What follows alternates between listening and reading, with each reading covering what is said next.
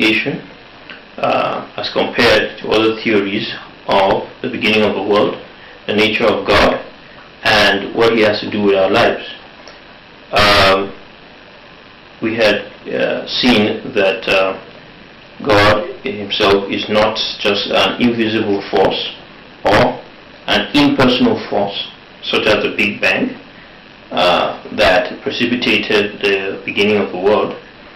And He is a person who has a will and he has a desire, not only in the bigger picture of the entire creation, but also in our personal lives. Today we'll be looking at an aspect of that, and this comes from Genesis chapter 2, from verse 1. It reads, "So the creation of the heavens and the earth and everything in them was completed. On the seventh day God had finished His work of creation, so He rested from all His work. And God blessed the seventh day and declared it holy, because it was the day when He rested from all His creation." All the work of creation. Now, this is an interesting topic, and it has raised so many questions in the minds of people who read it, because why should God rest after all this creation? After making a world of chaos, He perfected what He did, put a man in His image, and I want to add a man and a woman in His image, on the earth, and then He rested on the seventh day, and He declared that day holy. Now, there's so many theories on this. Is that why, up to today, we seem to think, or some seem to think, that God is not at work even in our lives, or is not at work on the earth? Maybe that's the reason for so much suffering. Maybe that's the reason why things don't seem to be going as perfectly as we would want them. Now, some of these things are actually true, that because God is not in still creating as He was, He has already created, we might not see Him to be as forceful as He should be on some issues. But the answer is very clear, and we will find this in Genesis chapter 1, verse 27 and 28. And He says what? God created human beings in His own image. In the image of God He created them. Male and female He created them. Then God blessed them and said, "Be fruitful and multiply, fill the earth and govern it. Reign over the fish in the sea, the birds in the sky, and the animals that scurry along the ground." Now, and God said also, "Look, I have given you every seed-bearing plant throughout the earth, and all the fruit trees for your food, and I have given every green plant as food for all the wild animals, birds in the sky, and small animals that scurry along in the ground." Everything that has life. And that is what happened. When God looked over all He had made and saw that it was good. So, you see, what God is doing here, and what God did here, was to negate some of that responsibility.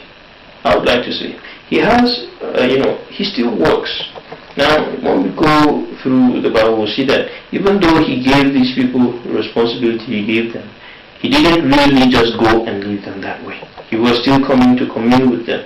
Now, but it is also true that He gave up some of that responsibility. He put them in that garden and said what? Dominate it. Be fruitful. Multiply. Give birth to children. Okay? Dominate it. Rule over the fish of the sea, the birds of the air, all the animals, and the plant life and everything. And to dominate it. And this is what He gave them. It was like a commission, an order, a responsibility. So they were not just idle, they were not sitting down, they were doing something on the earth. And this was the work that He gave them. I don't care what race you are, I don't care what color, what tribe, what family you come from. But this is a responsibility of every human being that lives upon the earth, that is born today or tomorrow. This is what human beings have been doing for the past thousands of years. And this is what the responsibility that God has given them. Now, this is in no other place will you find it so clearly put. Yes, you find it in different forms in other religions, but in Christianity it is clearly put. The responsibility of man and woman on the earth is to take care of the earth, is to take that responsibility of continuing to perfect this thing that God has left for them. That is why they are able to procreate. Okay? Not create from nothing, as it were, but procreate, continuing what God himself, where he has stopped. He had rested, so he declared the 7th day of rest. If you read somewhere else, you find out that the Jewish calendar has a provision for the Sabbath day, which is the 7th day of rest. That is just picturing that rest that God is embarking on. And that rest which he promises his own children after finishing their work on the earth. Now, if you are a Christian, you must begin to think and rethink your Christian experience towards this rest, towards beginning to fulfill your destiny. We have talked about destiny, purpose, and this is part of it. And this is the beginning of it, that God creates us for a purpose. So we must begin to rediscover this purpose. If you are not a Christian, begin to listen and to think through this process, that even as an atheist, or whatever a religion you might belong to, atheistic or otherwise, that being a Christian does not stop you from doing your responsibility, but instead it redirects you from the hitherto destructive tendency you might have to begin to be a protector of the earth, to begin to be a tender of the garden, as it were.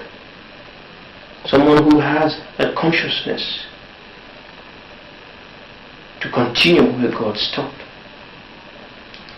And many debates still arise on where our boundaries lie in trying to protect the earth, in trying to continue in God's work. Many people go overboard, and many, don't even care to do anything. But this is God's will for us, that we are productive, that we achieve a purpose, a productive purpose, a creative purpose, a good purpose, for which he had designed for us from the beginning of the world. I pray that this will make meaning to us as we continue to study with him.